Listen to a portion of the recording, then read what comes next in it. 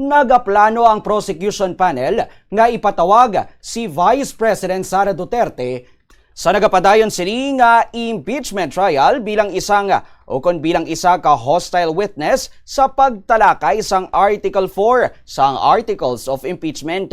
Ini may kaangtanan sa ginapahayag nga pagpamahog sa kabuhi nanday President Ferdinand Marcos Jr., First Lady Liza Araneta Marcos kag anay House Speaker Martin Romualdez sa isa ka online press briefing sang Nobyembre tuig 2024.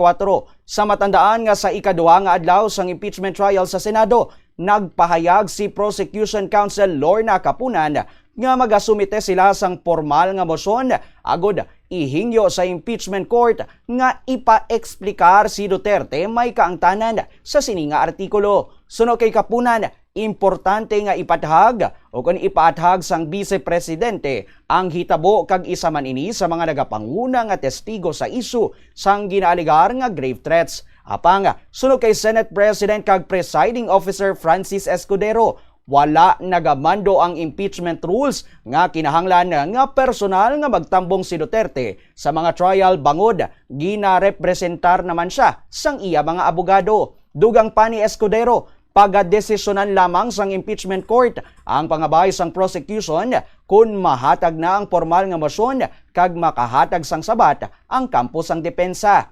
Sa piyaksina, ginpabutyag sang prosecution nga wala nila ginatalikdan ang ila kinamatarong nga ipatawag si Duterte sa witness stand pagi sa sabina kung kinahanglanon.